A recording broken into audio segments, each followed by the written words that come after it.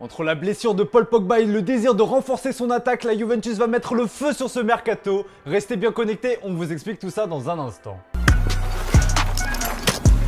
Foot.fr, fournisseur officiel de football.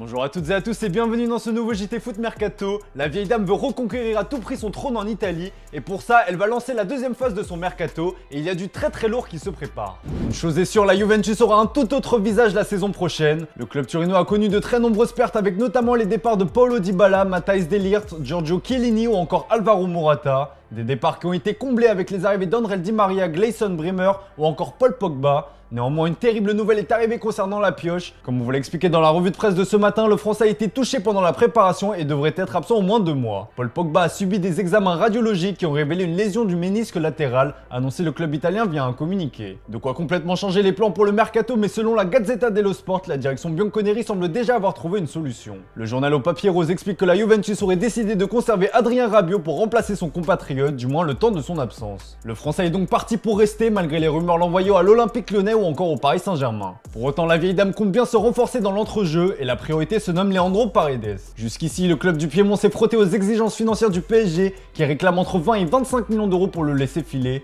Mais la Gazzetta dello Sport explique que le dossier pourrait s'accélérer avec la blessure de Paul Pogba, d'autant qu'en parallèle, les dirigeants bianconeri travaillent sur la résiliation du contrat d'Aaron Ramsey. Le Gallois touche 7 millions d'euros à l'année et devrait donc permettre de financer le salaire de l'Argentin qui touche des émoluments similaires dans la capitale. Selon le média argentin TAG Sport, l'optimisme est présent quant à la finalisation de ce transfert, que ce soit du côté turinois ou dans l'entourage du joueur. En attaque, si la Juve tente d'arracher définitivement Alvaro Morata à l'Atlético de Madrid, d'autres options sont étudiées. Et il y a du très beau monde, la vieille dame a un œil attentif notamment du côté de la Première Ligue. Tout au mercato web révèle un intérêt poussé pour Roberto Firmino de Liverpool. Les dirigeants du club ont même déjà formulé une première offre de 23 millions d'euros qui pourrait même être augmentée dans les prochains jours. De son côté, le Mirror explique que les Turinois sont très intéressés par Anthony Martial. Cependant, le coach de Manchester United, Erik ten Hag, semble compter sur le Français, surtout si Cristiano Ronaldo venait à partir. L'Allemand Timo Werner fait aussi partie des joueurs suivis. Chelsea accepterait notamment de le laisser filer en prêt. D'ailleurs, selon le Daily Mail, ce dernier avait été proposé par les Blues dans le cadre du transfert de Matthijs de Ligt, finalement parti au Bayern Munich. Dernière piste et non des moindres, le néerlandais Memphis Depay. Le Barça tente par tous les moyens de s'en débarrasser et selon AS, les coulés seraient prêts à étudier des offres à partir de 20 millions d'euros. Le journal Mundo Deportivo indique de son côté que les bianconeri seraient prêts à passer à l'action. Tout ça nous amène donc à la question du jour les amis, selon vous quel serait l'attaquant idéal pour épauler Dusan Vlahovic à la Juventus? Comme d'habitude, on attend vos avis dans les commentaires. Hier, je vous demandais votre avis sur le mercato de Chelsea, et bien comme le coach Thomas Tuchel, vous estimez que c'est insuffisant pour le moment. Il faut impérativement se renforcer pour les Blues afin d'être compétitifs dans toutes les compétitions. Et d'ailleurs à Chelsea, ça s'active après l'échec dans le dossier Jules Koundé. Coiffé au poteau par le Barça pour le défenseur français, les Blues cherchent une alternative. Et selon 90 minutes, la shortlist compte de très jolis noms. On retrouve le Parisien Presnel Kimpembe en tête de liste. La formation entraînée par Thomas Tuchel regarde aussi attentivement en Allemagne, plus précisément du côté du Bayern Munich. Les Français Benjamin Pavard et Dayot Upamecano sont notamment appréciés. Pour le latéral droit, le club munichois réclame 35 millions d'euros, soit le montant qu'ils avaient déboursé en 2019 pour l'arracher à Stuttgart. Toujours en Allemagne, Josko Gvardiol, l'international croate du RB Leipzig, plaît beaucoup aux Blues. Enfin, la dernière piste à l'étude mène à Pau Torres, l'international espagnol de Villarreal qui est aussi sur les tablettes de Manchester United et Tottenham.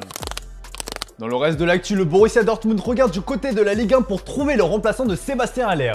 Recruté à l'Ajax pour remplacer Erling Haaland, Sébastien Haller ne pourra malheureusement pas remplir ce rôle avant quelques mois. L'Ivoirien est atteint d'une tumeur testiculaire qui l'éloignera des terrains pour une durée indéterminée.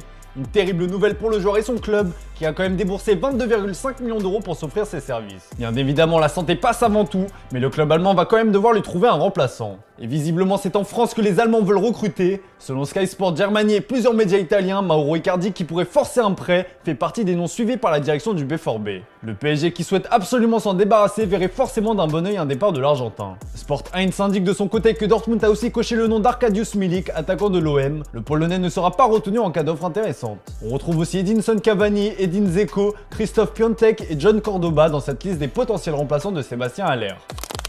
Allez, on passe aux officiels et le Bayern Munich a cassé sa tirelire pour s'offrir le prodige du stade rennais, Mathys Tel. Ce n'était plus qu'une question de temps, c'est désormais officiel. Le Bayern Munich a déboursé 20 millions d'euros plus 8,5 de bonus pour s'attacher les services de celui qui est considéré comme l'une des plus grandes promesses de la génération 2005. Le joueur de 17 ans s'est engagé pour 5 saisons avec la formation munichoise. Après Vitinha et Hugo Ekitike, le PSG met la main sur sa troisième recrue estivale avec Nordi Mukiele. Le polyvalent défenseur français a signé un bail avec le club parisien jusqu'en 2027. Le montant de l'opération est estimé à environ 16 millions d'euros, bonus compris.